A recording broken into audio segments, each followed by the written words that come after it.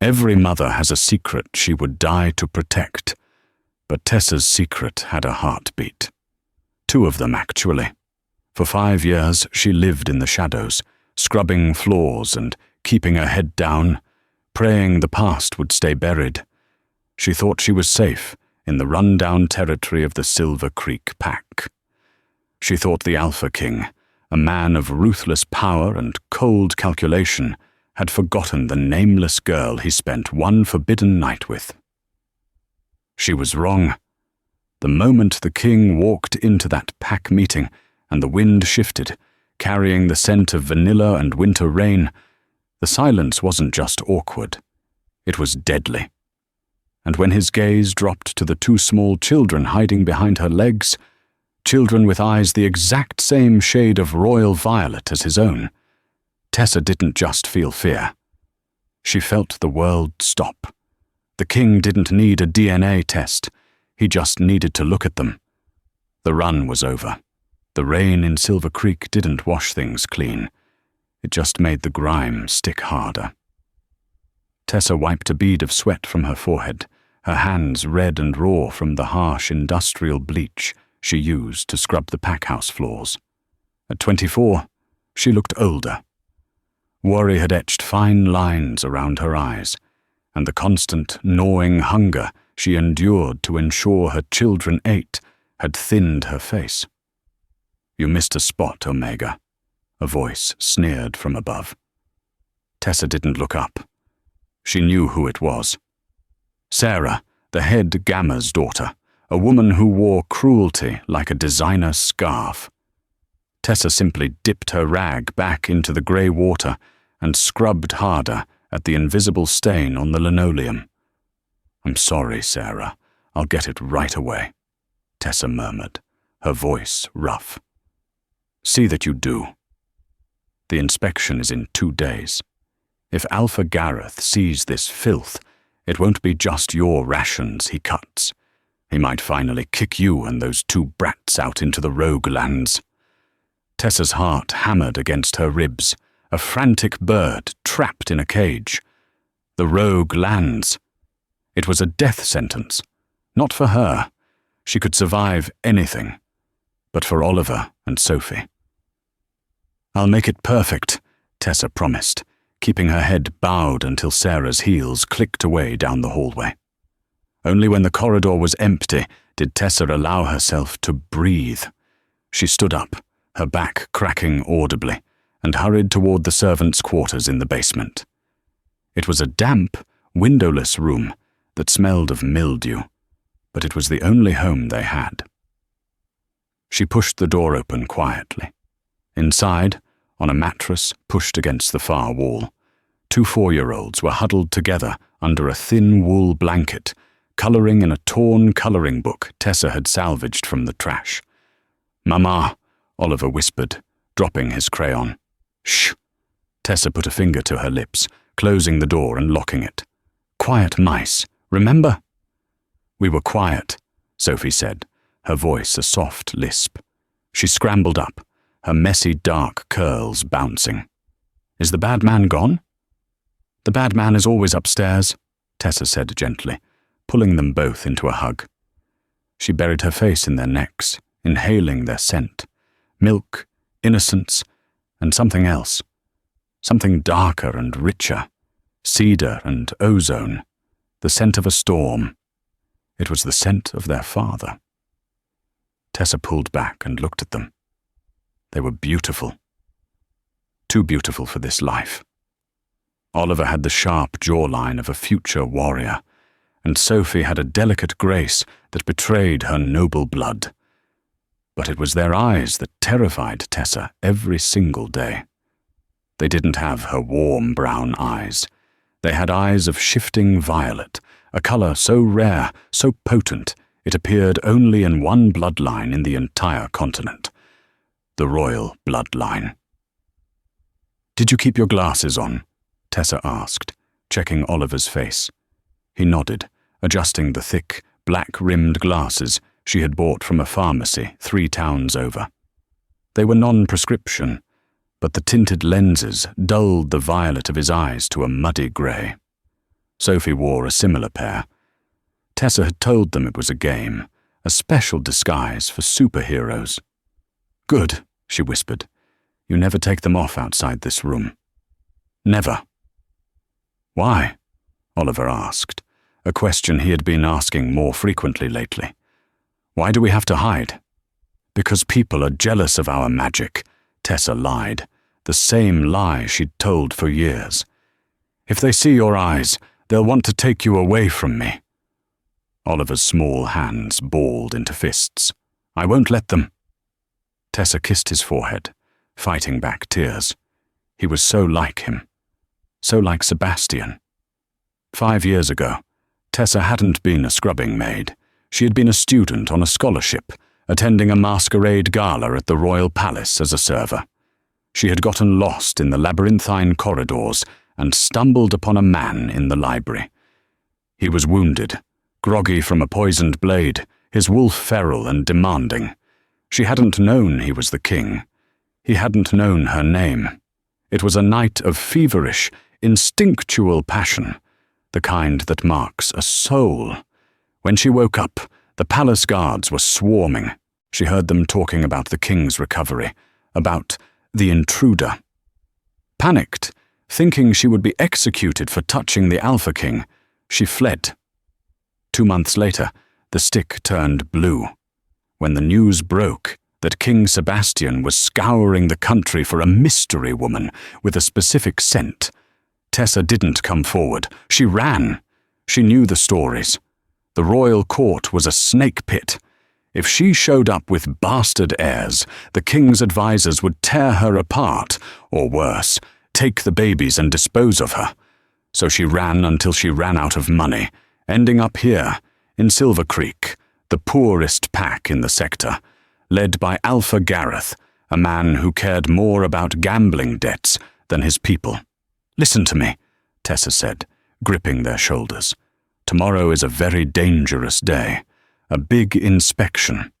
You two are going to stay in the supply closet behind the kitchen. You have to be quieter than you've ever been." "Can you do that?" "Is it the king?"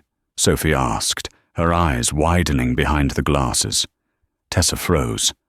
"Who told you about the king?" "Sarah said the king is coming to punish everyone," Sophie whispered. Tessa felt the blood drain from her face. She thought it was just a regional inspector. But the king? Here? She grabbed her bag. "Pack your things, just the toys you love most." "Are we leaving?" Oliver asked. "I don't know," Tessa said, her hands shaking as she shoved a spare change of clothes into her rucksack. "But we have to be ready." The morning of the inspection, the air in Silver Creek was thick enough to choke on. The grey sky hung low, pressing down on the pack grounds. Every wolf, from the highest beta to the lowest omega, was lined up in the courtyard. Tessa stood at the very back, hidden behind a row of tall pine trees near the kitchen entrance. She was dressed in her best uniform, which was still frayed at the hem, and she had rubbed dirt on her cheeks to obscure her features. She had tried to leave. Last night, she had packed the twins into her battered sedan, but the engine had sputtered and died. The fuel line had been cut.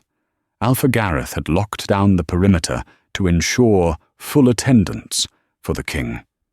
No one in, no one out. She was trapped.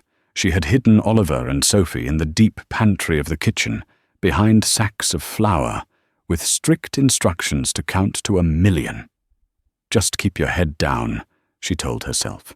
"He won't notice you. He's a king. You're a floor scrubber. He won't even look." The sound of engines roared in the distance. The gravel crunched under heavy tires as a convoy of 6 black, armored SUVs rolled into the courtyard. The Silver Creek wolves held their breath.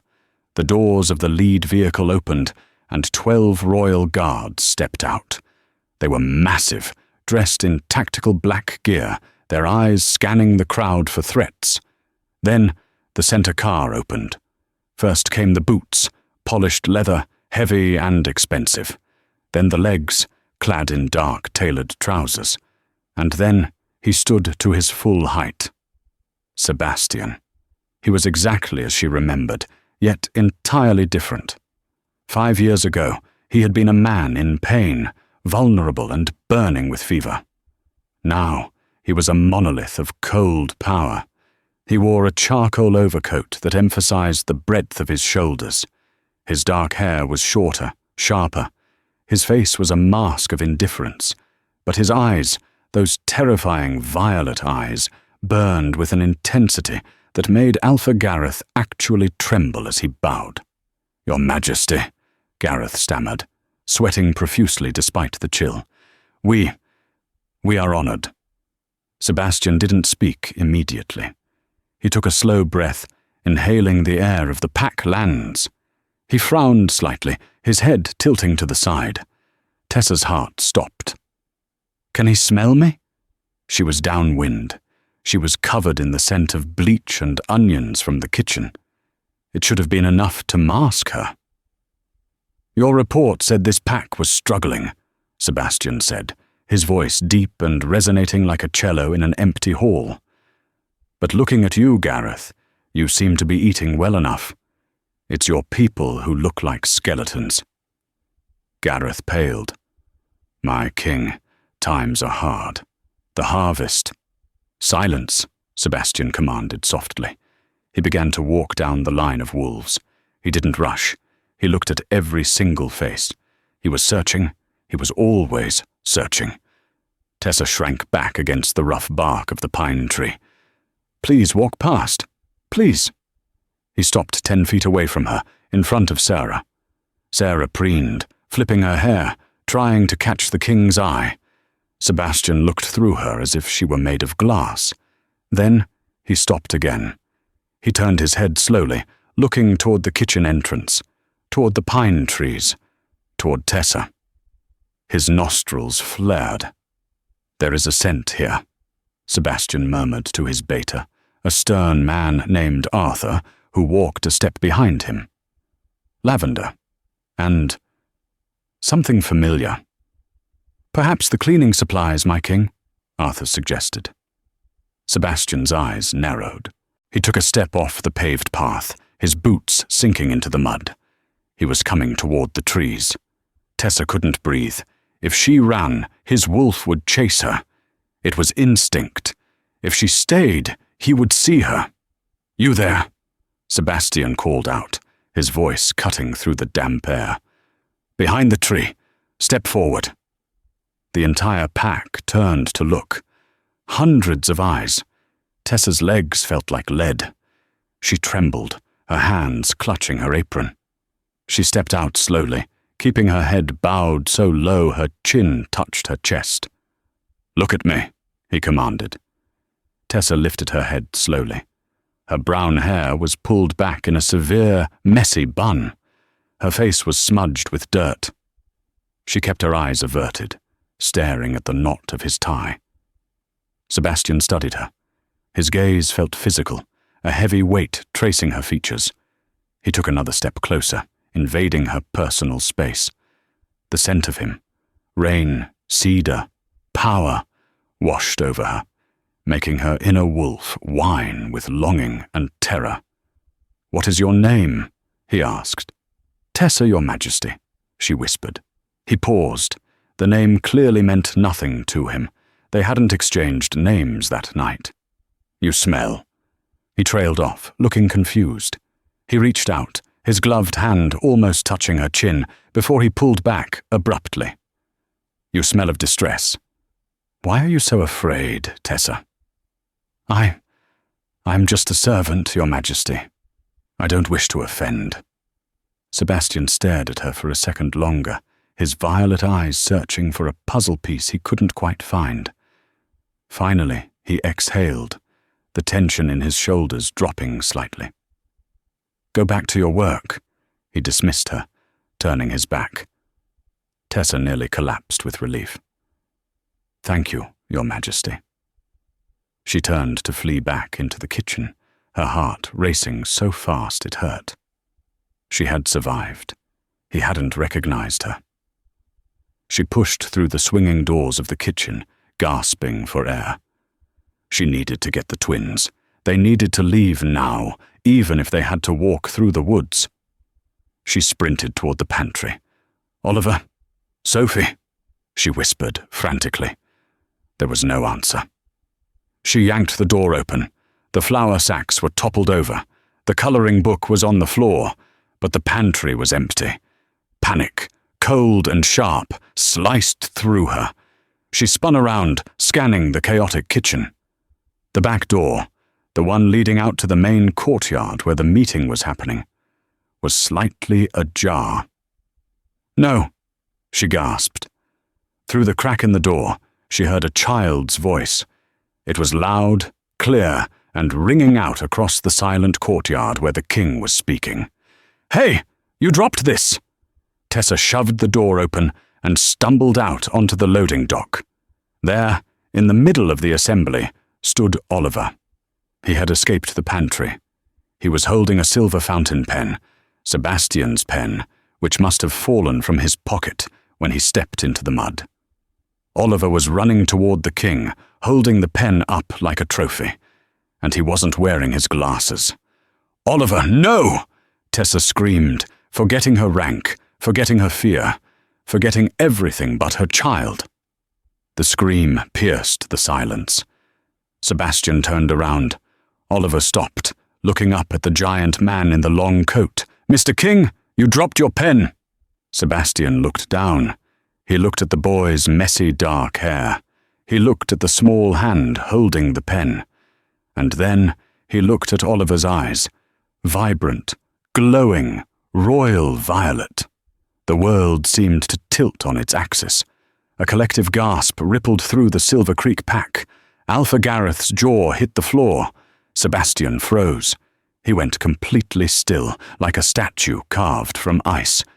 He stared at the boy, his breath hitching. Then his gaze snapped up, locking onto Tessa, who stood frozen on the loading dock, her hands pressed over her mouth. The recognition slammed into him. It wasn't just the eyes. It was the connection, the pull, the undeniable truth staring him in the face. "Who?" Sebastian's voice was a growl, a sound that made the ground vibrate.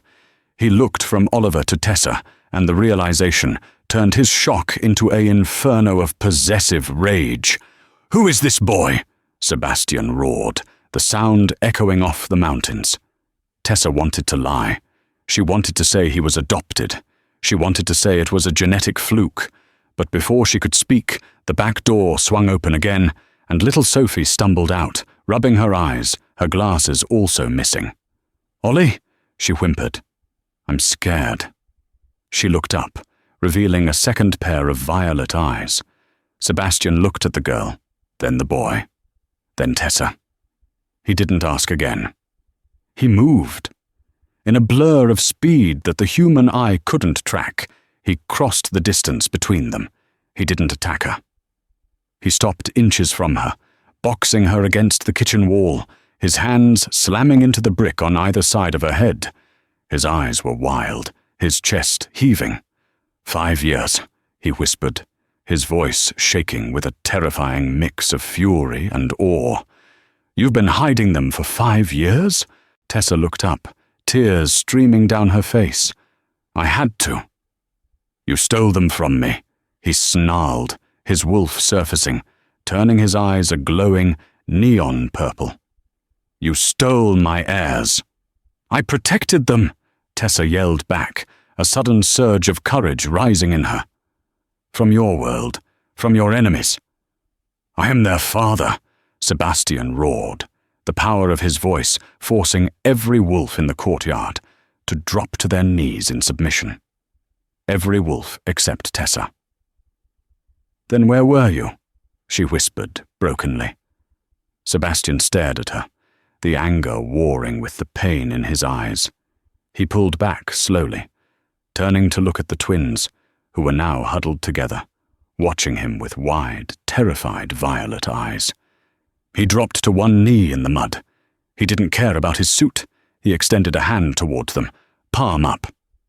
"Come here," he said, his voice changing instantly from a roar to a gentle, trembling coax. Oliver hesitated, then stepped forward, drawn by the bond. He placed his small hand in Sebastian's massive one. Sebastian closed his eyes, a tear tracking through the grime on his face as he felt the spark of his own bloodline. "Pack your things," Sebastian said, standing up and scooping both children into his arms as if they weighed nothing. He turned his burning gaze back to Tessa. "We are leaving. Now." "Where?" Tessa asked, trembling. "Home," Sebastian said, and the words sounded like a threat and a promise all at once. "To the palace. And you, Tessa, you have a lot of explaining to do." The interior of the royal SUV smelled of expensive leather and the lingering scent of Sebastian's fury. The silence was absolute, heavier than the armored doors that had sealed them inside. Tessa sat on the edge of the plush seat, her hands trembling in her lap. She refused to look at him. She looked out the tinted window instead, watching the miserable grey trees of the Silver Creek territory blur into the lush, manicured highways leading toward the capital. Sebastian sat opposite her, dominating the space. But he wasn't looking at her. His attention was entirely consumed by the two small figures wedged between them. Oliver and Sophie were staring at him with unblinking fascination. They weren't scared anymore. The innate bond of the pack, the connection between Alpha and Pup, had settled over them like a warm blanket. They knew, instinctively, that this giant, terrifying man would tear the world apart before letting them come to harm. "Is it true?" Oliver asked, his voice breaking the silence. He reached out, his small, dirt-stained finger hovering over the gold insignia pinned to Sebastian's lapel. "Are you really the king?" Sebastian's jaw tightened, his expression softening in a way Tessa had never thought possible. "Yes, I am."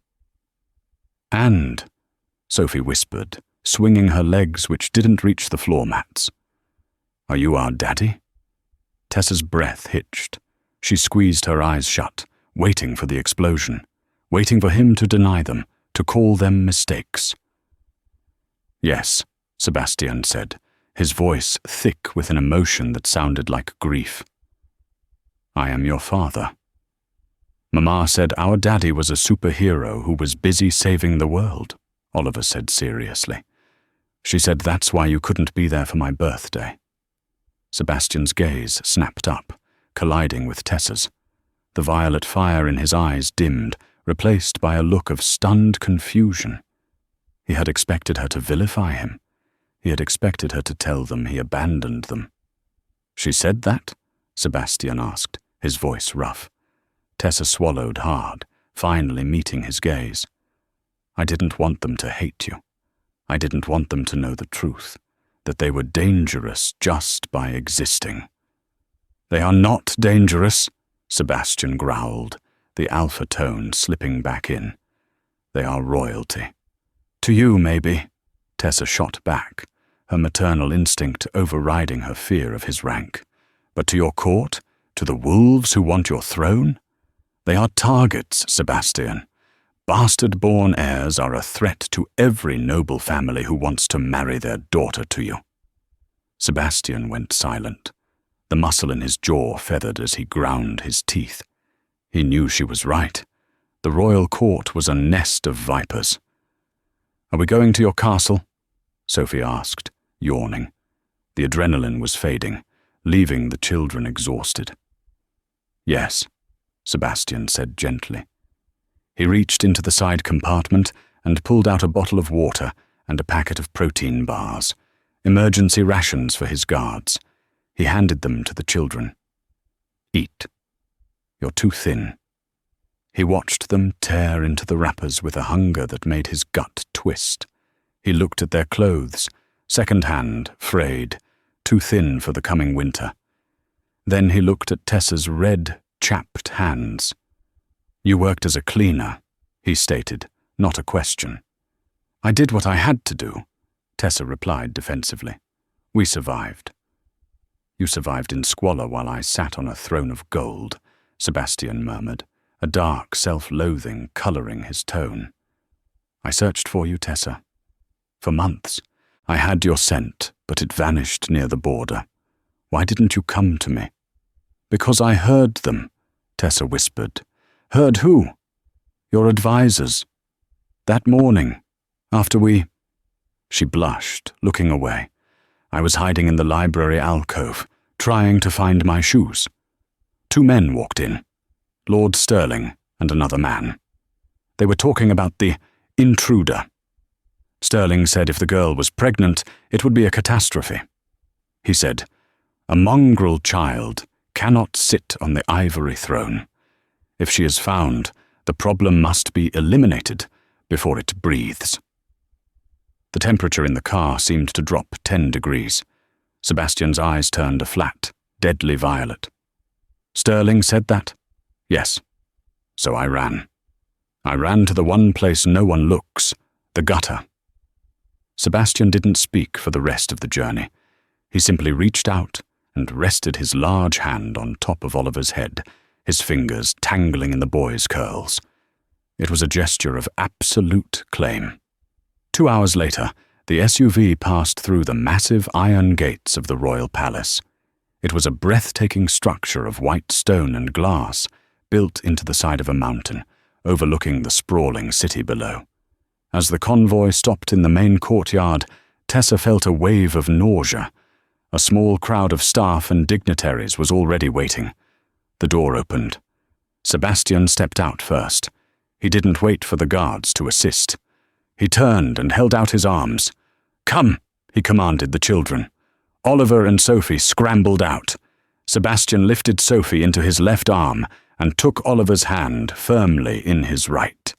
Then he looked at Tessa. "Stand by my side," he ordered. "Head up. Do not bow to anyone. You are the mother of the heirs. If you bow, you insult them." Tessa straightened her spine. She was wearing a dirty maid's uniform. Her hair was a mess, and she wore cheap sneakers. But she stepped out of the car and stood next to the most powerful man in the Werewolf Kingdom. A gasp went through the line of waiting staff.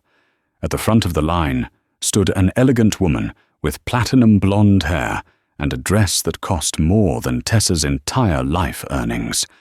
It was Lady Beatrice, the daughter of a powerful duke, and the woman the tabloids rumoured was engaged to Sebastian. Lady Beatrice's smile faltered as she saw the children. She looked at the violet eyes of the boy. She looked at the king holding the girl. Her face went pale, her composure cracking for a split second before she masked it. "Your Majesty," Beatrice said, curtsying low, her voice tight. We weren't expecting guests." "They are not guests," Sebastian announced, his voice booming across the courtyard so every guard, servant, and noble could hear.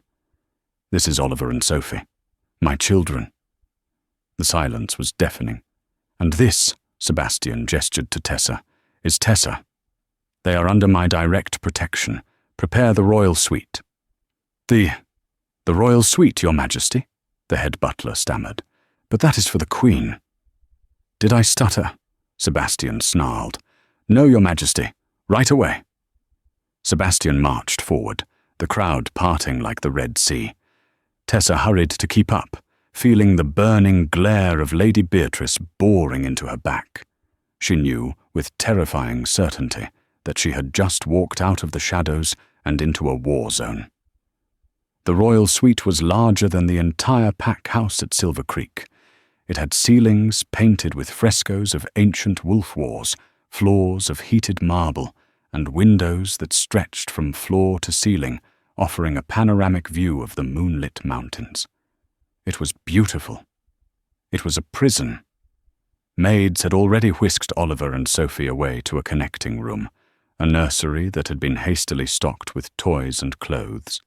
Tessa had panicked, but Sebastian had assured her, with a dark look, that 4 royal guards were posted at their door. "No one touches them," he had said. Not even a fly. Now it was just the two of them in the main sitting room. Tessa stood near the fireplace, hugging her arms around herself. She had showered and changed into the clothes the staff provided, a simple but high-quality silk dress that felt foreign against her skin. Sebastian stood by the window, pouring a glass of amber liquid from a crystal decanter. He hadn't changed. He still wore his suit, though he had discarded the tie and unbuttoned the collar, exposing the hollow of his throat.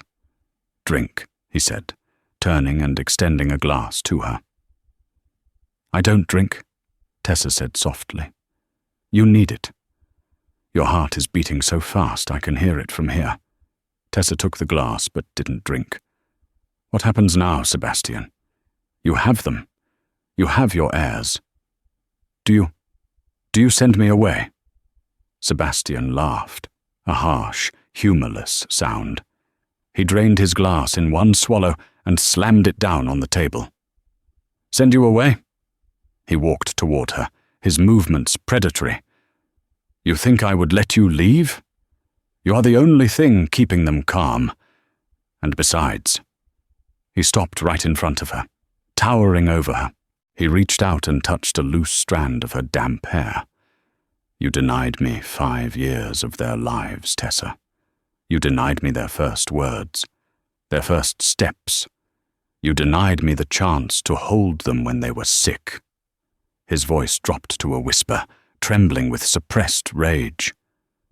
"Do you have any idea what that feels like? To know you have a family out there, but you can't find them?"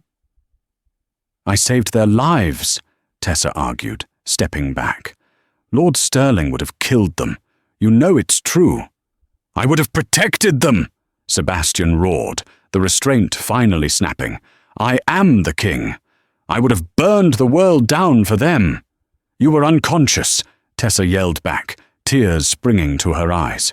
"That night you were dying. Sterling was in charge. If I had stayed, they would have killed me and the babies before you even woke up from your fever." Sebastian froze. The logic of her words hit him. He remembered waking up 3 days after that night, weak and confused, with Sterling hovering over him, assuring him everything was under control. If Tessa had come forward, then Sterling would have silenced her. Sebastian deflated. The anger drained out of him, leaving only a deep, aching exhaustion. He ran a hand down his face. "You're right," he admitted, the words tasting like ash. 5 years ago, I was weak. My hold on the throne was shaky. Sterling had too much power." He looked at her, really looked at her. He saw the strength in her jaw, the fierce protectiveness in her eyes. She wasn't the shy, scared girl he remembered from that hazy night. She was a mother who had walked through fire. "But I am not weak now," Sebastian said, stepping closer again. This time there was no anger, only intensity. "I am the king. I have purged half the council. Sterling is old and slipping. And now that I have my heirs..." He reached out and cupped her face. His hands were rough, warm, and calloused. Tessa's breath caught in her throat. The attraction, that insane magnetic pull that had drawn them together 5 years ago, was still there. It was dormant, buried under fear and time, but it sparked the moment skin touched skin. "No one will touch them," Sebastian vowed, his thumb brushing her cheekbone. "And no one will touch you. You are the mother of the royal line. In this palace, you outrank everyone but me." "Lady Beatrice didn't look like she agreed," Tessa murmured, leaning slightly into his touch despite herself. Sebastian's eyes darkened. "Beatrice is a political annoyance. She assumes she will be queen because her father controls the northern trade routes. She is mistaken. She hates me," Tessa said. "I saw it in her eyes. She's dangerous, Sebastian." "Let her try," Sebastian whispered. He lowered his head, his face inches from hers. His gaze dropped to her lips. "She doesn't know what you mean to me." Tessa's heart hammered. What? What do I mean to you? I was just a one-night stand. You were the only quiet thing in a world of noise, he said, his voice dropping to a seductive rumble. I never forgot you, Tessa.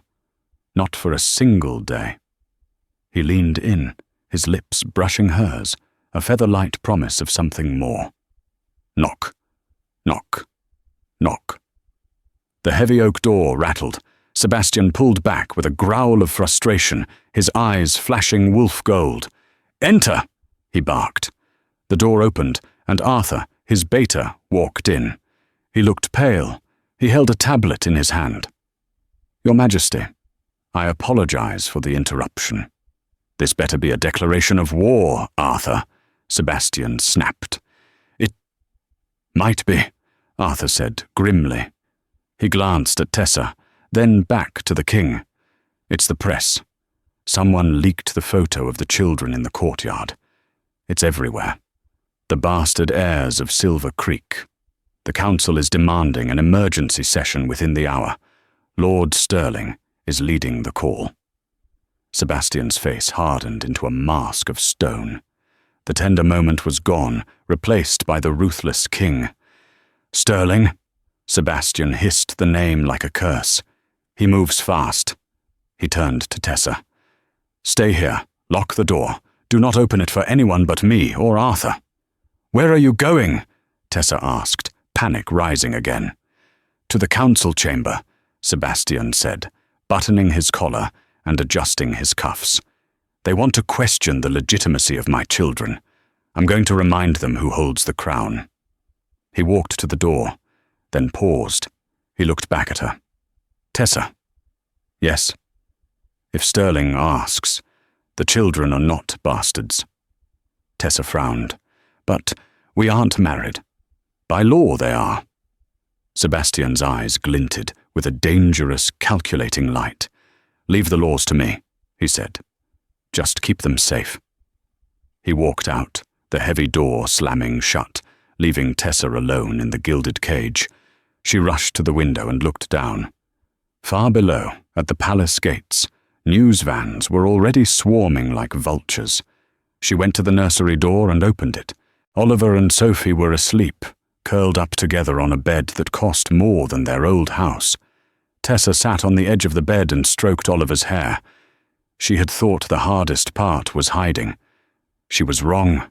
The hardest part was going to be staying alive in the light. The council chamber was a mausoleum of history and power. 12 high-backed mahogany chairs sat in a semicircle, facing a single, elevated throne. The air smelled of old paper, burning wax, and the stale scent of ancient alphas. When Sebastian pushed open the double doors, the room fell silent. He didn't walk. He stalked, his heavy boots echoing on the stone floor. He bypassed the witness stand and went straight to the throne, throwing himself into it with a casual arrogance that made the elders flinch. You summoned me, Sebastian said, his voice low and bored. Make it quick. My children are settling in, and I promise to read them a bedtime story. Lord Sterling stood up. He was a gaunt man with silver hair and eyes like polished flint. He was the head of the council, the man who had effectively ruled the kingdom while Sebastian was recovering 5 years ago. This is not a matter for levity, Your Majesty, Sterling said, his voice thin and sharp. The entire kingdom is in an uproar. You bring a scrubbing woman and 2 undocumented children into the palace and declare them heirs? They are my blood, Sebastian said, his eyes flashing. Would you like a DNA test, Sterling? I'm happy to provide one, though looking at their eyes should be enough for anyone who isn't blind. Blood is not enough. Sterling slammed his hand on the table. Article 4, Section 2 of the Royal Code. Heirs to the throne must be born of a sanctioned union. Bastards cannot inherit the crown, Sebastian. If you die tomorrow, those children get nothing but a payout. The crown would pass to your cousin, Duke Valerius. A murmur of agreement went through the other council members. They were sticklers for tradition, and more importantly, they were terrified of a half-blood lineage polluting the throne. Sebastian leaned forward, resting his elbows on his knees. "So, you are telling me that my son, who carries the violet eyes of the first king, is less worthy than my cousin Valerius, who spends his weekends gambling in Vegas and can barely shift into his wolf form?" "The law is the law," Sterling insisted, sensing victory. "Unless you can prove that you and this woman were married 5 years ago, the children are illegitimate. And we know you weren't married. You were delirious with fever." The trap was shut. Sterling smiled, a cold reptilian expression. He had the king cornered. He would force Sebastian to marry Lady Beatrice to produce real heirs, and the twins would be relegated to the shadows. Sebastian looked at Sterling. He didn't blink. He didn't panic. Slowly, a dark, terrifying smile spread across his face. "You are right, Sterling," Sebastian said smoothly. "The law is absolute." The room paused. Was the king conceding? "That is why," Sebastian continued, reaching into the inside pocket of his jacket. "It is a good thing that the moon goddess does not require paperwork." He pulled out a small, velvet pouch and tossed it onto the heavy wooden table. It slid across the polished surface and stopped in front of Sterling. "Open it," Sebastian commanded. Sterling frowned, his fingers trembling slightly as he undid the strings. He tipped the contents into his palm. 2 rings tumbled out.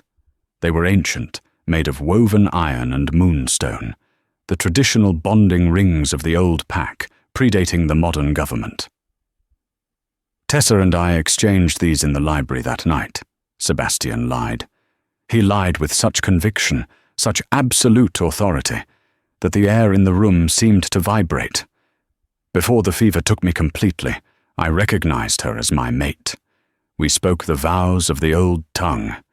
We didn't have a priest, Sterling. We had the moon." "Preposterous," Sterling sputtered, though he looked pale. "A secret ceremony? With no witnesses?" "The wolf was the witness," Sebastian growled, his voice dropping an octave, causing the council members to shrink back in their chairs. "Are you questioning the validity of a spirit bond, Lord Sterling? Are you suggesting that a piece of paper signed by a bureaucrat is more powerful than the instinct of your king?" Silence. Absolute, terrified silence. To deny a spirit bond was blasphemy.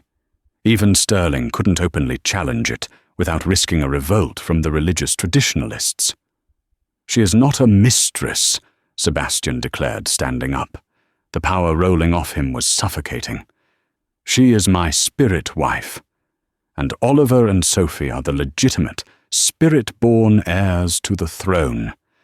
If you wish to challenge this, you challenge me.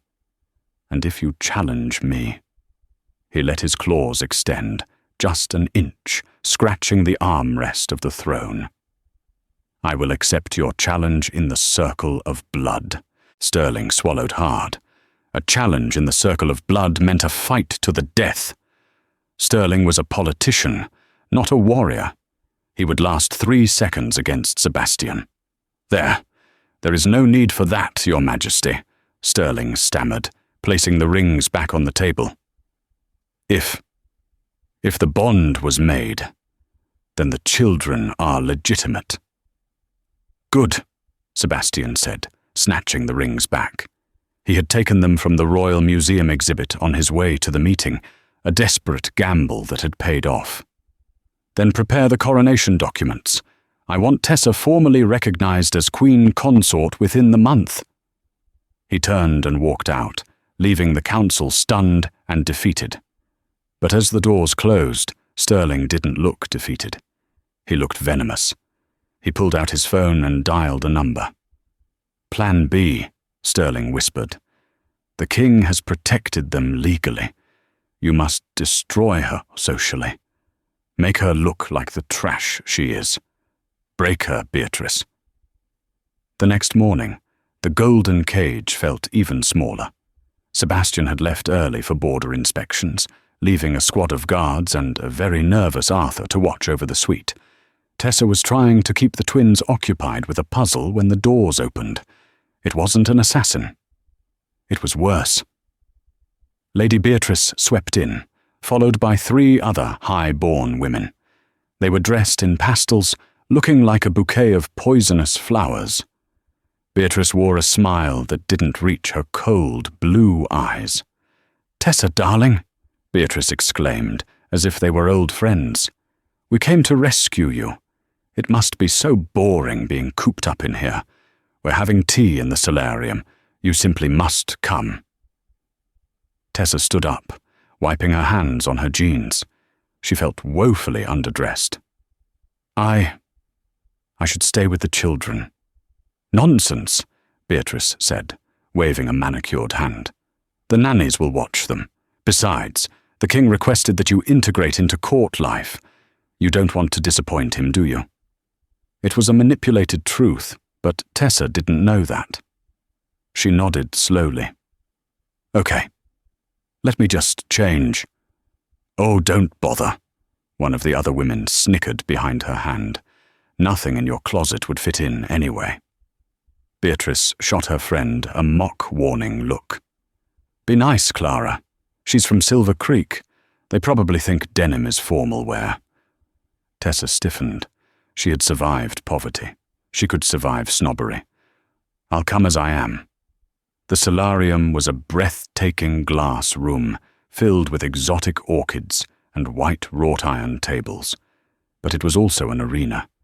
About 20 nobles were gathered, sipping tea and whispering.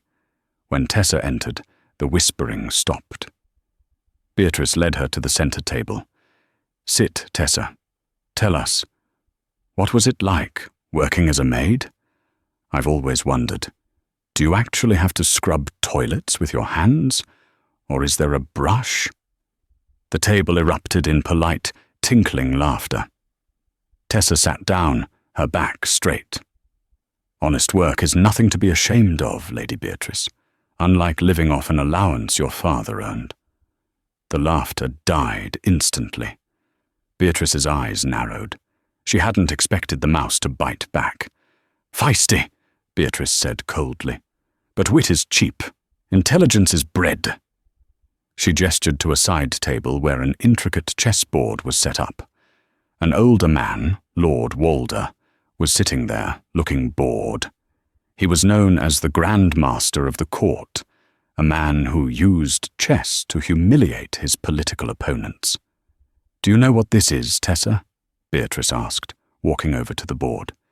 "It's a game of strategy, something required of a queen. But I suppose you're more used to checkers, or perhaps tic-tac-toe." "I know the game," Tessa said quietly. "Prove it," Beatrice challenged, her voice loud enough to draw the attention of the entire room. "Play Lord Walder. If you last more than 10 moves, I'll donate 1,000,000 credits to the Silver Creek orphanage. If you lose, you admit, publicly, that you are unfit to be queen." The room went silent. It was a public execution. Lord Walder was unbeatable. Arthur, standing in the corner, stepped forward. "My lady, this is hardly—" "I accept," Tessa said, cutting him off. She walked over to the chair opposite Lord Walder. The old wolf sneered at her. "I won't go easy on you, girl. I don't like charity cases." "Don't," Tessa said, her voice devoid of emotion. "White or black?" "I always play white," Walder said, making the first move. "Pawn to e4. Standard. Aggressive." Tessa moved her piece. Pawn to e5. The game began fast. Walder played with arrogant speed, slapping his pieces down. He expected her to crumble. He tried the scholar's mate, a 4-move trap for beginners. Tessa blocked it without blinking. Walder frowned. He slowed down. He developed his knights. Tessa mirrored him, but with a slight variation. The Petrov defense. It was solid, annoying, and required deep theoretical knowledge. 5 minutes passed, then 10. The smirk vanished from Walder's face. He was sweating. He realized too late that he wasn't playing a maid. He was playing a shark. Tessa's mind was a fortress. In the years of hiding, when she couldn't afford a TV or internet, she had found an old chess computer at a thrift store. She had played it every single night for 4 years.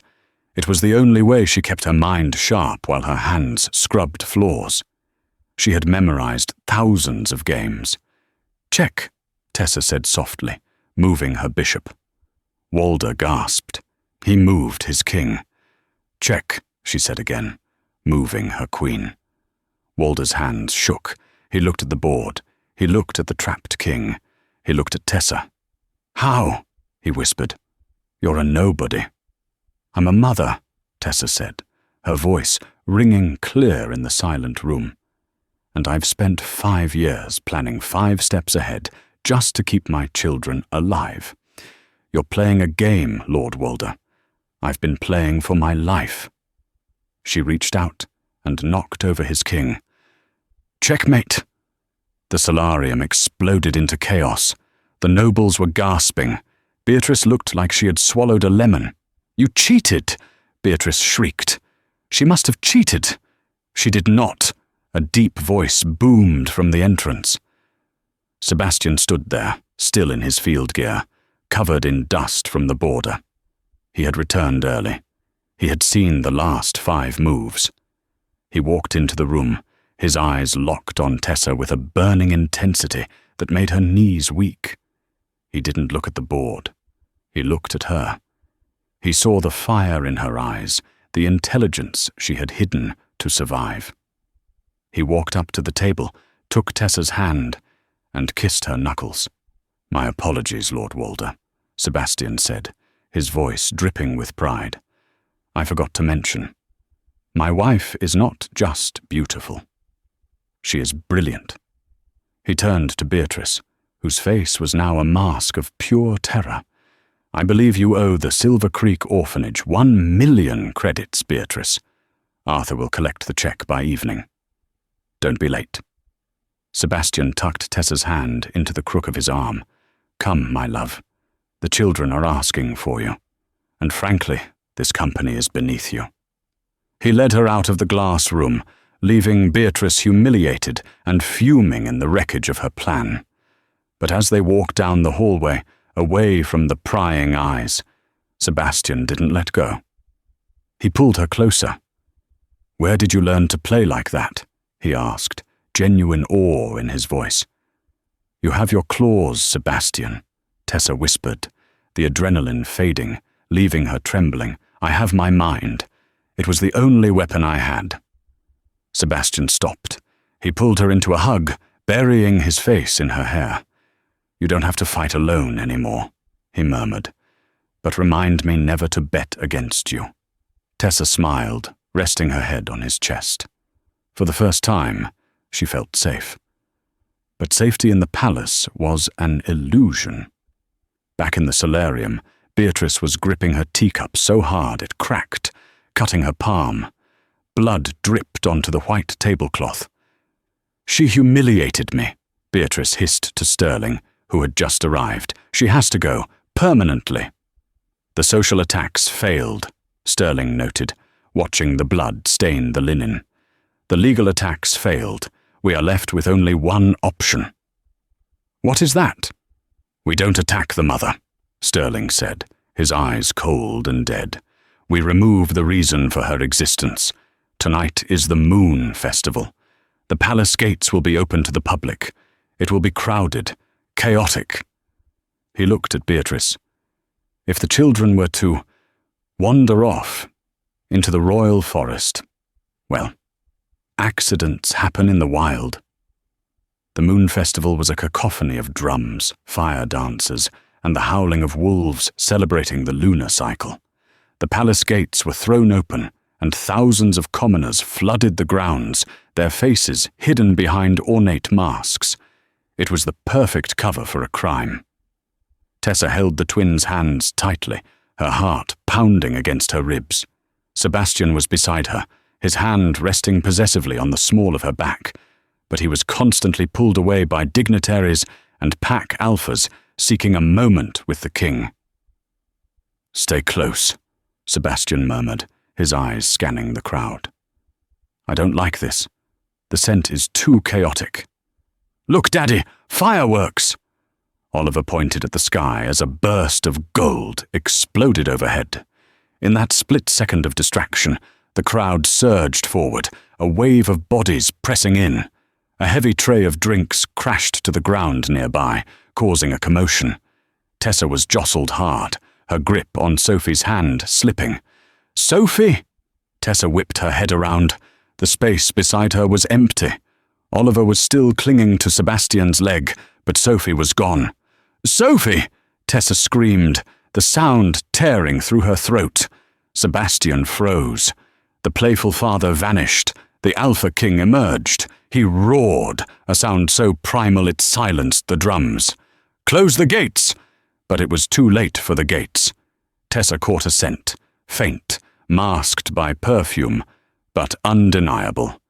Lily of the Valley, Lady Beatrice's signature scent, and underneath it, the terrifying smell of fear. "The North Woods," Tessa gasped, pointing toward the dark tree line bordering the gardens. "She took her to the woods." Sebastian didn't wait. He shifted mid-stride, his clothes shredding as a massive, midnight black wolf exploded into existence.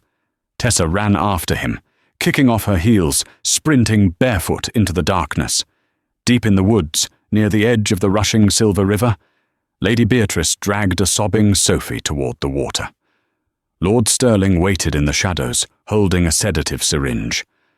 "Hurry up, you fool," Sterling hissed. "Make it look like she slipped and fell in." "She's fighting me," Beatrice grunted, her nails digging into the child's arm. "Let me go," Sophie screamed. Her glasses had fallen off. Her violet eyes were glowing in the dark, pulsing with raw, uncontrolled power. "My daddy is coming."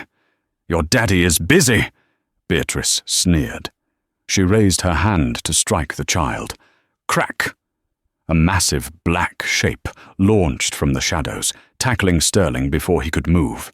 The sound of bones breaking echoed through the trees. Sterling didn't even have time to scream before he was pinned, the Alpha King's jaws inches from his throat. Beatrice froze, Sophie dangling from her grip. She looked at the giant wolf, then at the river. Desperation twisted her face. She prepared to throw the child. "Don't you dare!" A voice icy with rage cut through the air. Tessa stepped into the clearing. She wasn't shifting. She was human, breathing hard, holding a jagged branch she had grabbed from the forest floor. She looked small against the monsters, but her eyes were burning with a mother's fury. "Put my daughter down, Beatrice," Tessa said, walking forward, "or I will kill you myself." Beatrice laughed hysterically. "You? A human maid against a high-born wolf?" She dropped Sophie, not into the river, but onto the hard ground, and shifted. Beatrice transformed into a sleek grey wolf, snarling and lunging at Tessa. Tessa didn't flinch. She didn't need to. "Stop!" The command didn't come from Sebastian. It came from Sophie. The 4-year-old girl stood up, her violet eyes flaring like supernovas. She stomped her small foot, and a shockwave of pure alpha energy, the royal command, rippled out from her. Beatrice's wolf whined and collapsed mid-air, forced into submission by the sheer weight of the bloodline she had tried to extinguish. She slid across the dirt, whimpering, unable to move. Silence fell over the clearing. Sebastian shifted back to human form, naked from the waist up, blood on his hands. He looked at his daughter with awe. "That's my girl," he whispered. Guards swarmed the woods a moment later. Sterling and Beatrice were dragged away in chains, their treason exposed to the entire kingdom. Tessa dropped the branch and fell to her knees, pulling Sophie into her arms, sobbing.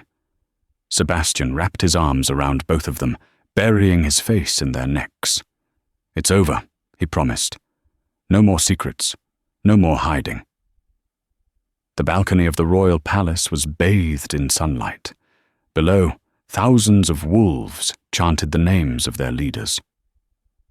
Tessa stood at the railing, wearing a gown of royal blue silk, a heavy diamond crown resting on her head. She wasn't just a maid anymore.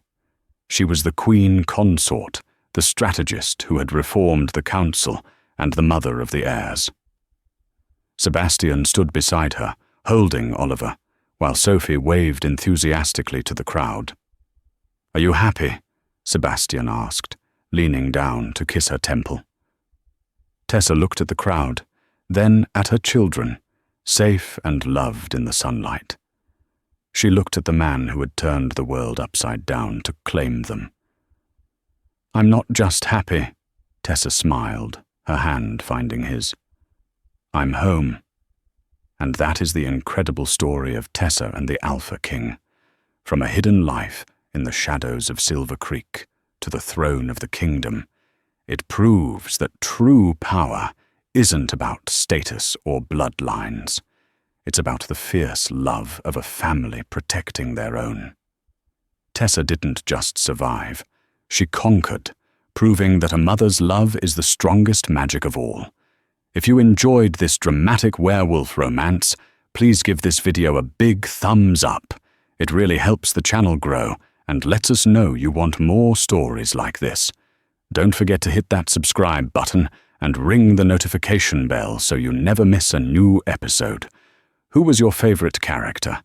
Was it the genius Tessa or the fierce little Sophie? Let us know in the comments below. Thanks for watching and see you in the next story.